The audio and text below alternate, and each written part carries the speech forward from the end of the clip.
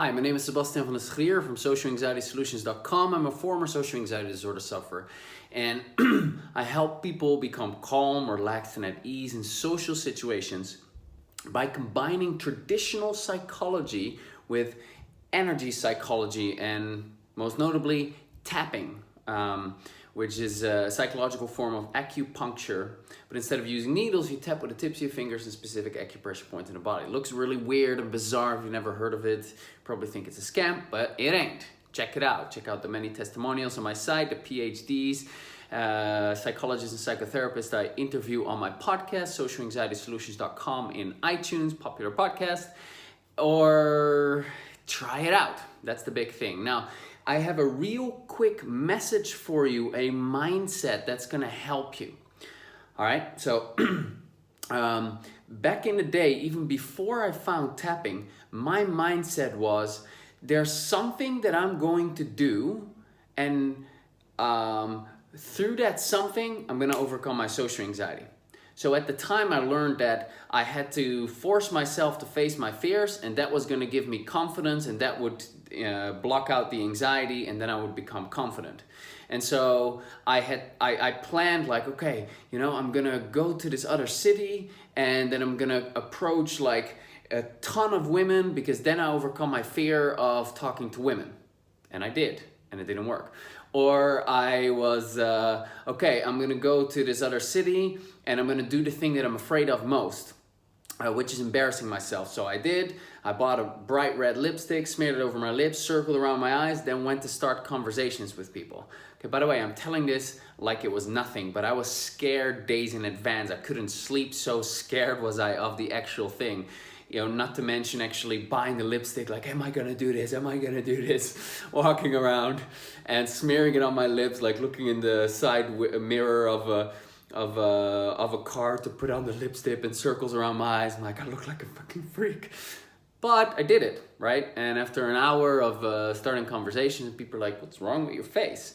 I was fine. There were no problems. I felt confident. I'm like, wow, I don't care what people think anymore. Ooh, look at me, this is so great. But a week later, confidence was gone. It's an old story. I've told this many times. So my attitude was, do something big, and then all my social anxiety will be gone in one go. And I had the same thing when I started tapping. So I found tapping. I had a breakthrough when I went to a workshop, and I worked with a workshop leader. There I had it work for the first time, and I made an emotional shift. I went from ashamed, embarrassed, and humiliated, talking about the fact that I didn't have a girlfriend or hadn't gotten laid, something that was like my big secret, in front of other people. And I became embarrassed and ashamed, and I started doing the tapping. In a couple of minutes, like I felt calm and relaxed and at ease, and I could talk about it, and all the shame was gone. It was amazing. But from that, I kind of had the attitude like, wow, I gotta find this one amazing practitioner that's gonna do this one miracle session with me. Or I have to do this one kind of tapping session with myself where I find the root cause of all my problems, and then I knock that root cause out, and boom, I have no more social anxiety, and I'll be confident in all situations, and my social life will be fantastic, and life will be forever amazing. And that doesn't work. I was wrong about that. So the mindset like that is wrong, and it's gonna keep you stuck. I also had like ideas like, okay, I'm just gonna tap that one day. I'll take that one day off, and then I'm gonna tap for like 4 hours, and I'm gonna go deep into this stuff. And I did, but that didn't do it.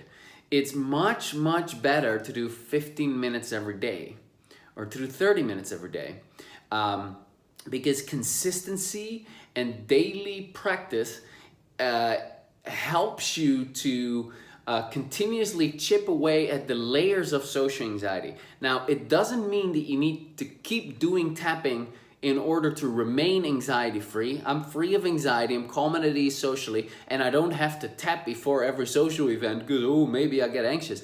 That's not there anymore. Once the problem is done, it's done. When your brain no longer sees any threats, it's not going to activate that response. But in order to get to that place where your brain no longer sees any threats, you need to address every single part that makes up your social anxiety. So your social anxiety consists of a certain amount of aspects. Aspects are the smaller part that make up the problem. So imagine if you have a pizza, you slice that pizza into multiple pieces because you can't eat it all at once. I mean, you can, but you look like a pig, so it's not good. So you eat one slice at a time, and then you eat another slice, and then another slice, and all the pizza slices make up the whole pizza. Just like that, with your social anxiety problem, you have smaller parts that make up the whole part, that make up the whole social anxiety problem. Now, when you address one aspect of your social anxiety problem, your social anxiety will shrink.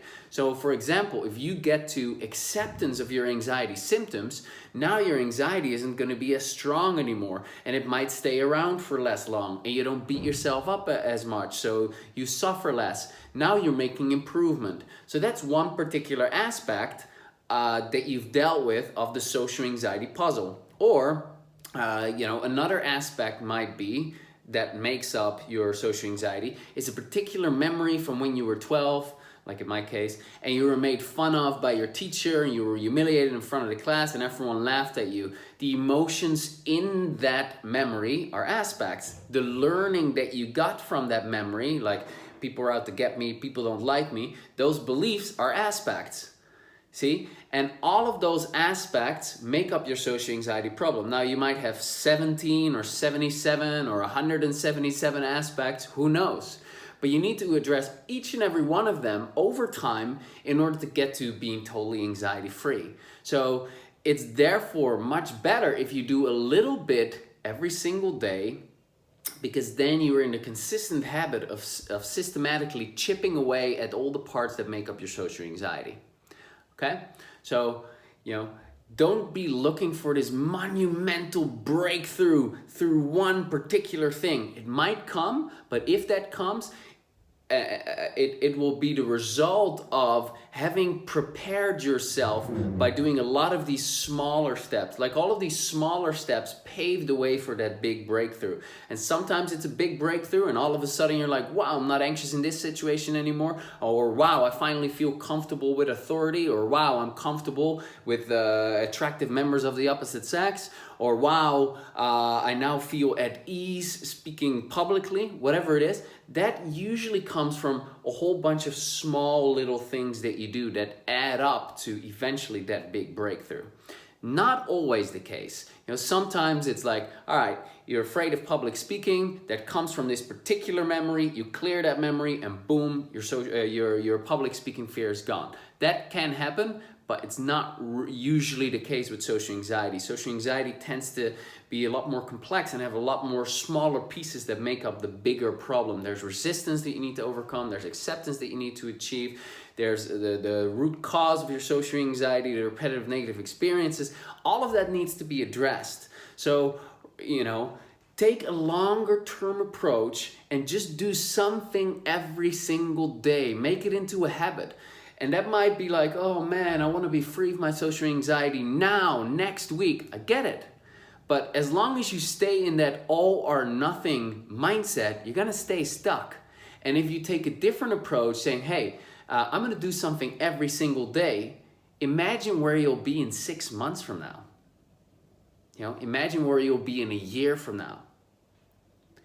And the amazing thing is that every pizza slice that you eat, every aspect that you address, you've addressed completely. If you've addressed it completely, then it's gone forever. And once you're done with your social anxiety, you benefit from that for the rest of your life.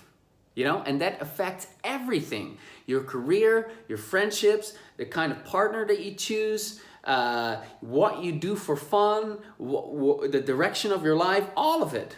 So it's very worthwhile to do that. Okay, so hope this mindset helps you a bit. And I release videos like this every Thursday. You can subscribe here, wherever. And hope it's been helpful. Have any announcements? No, that's all for this week. So tune in next week and I'll talk to you soon. Bye for now.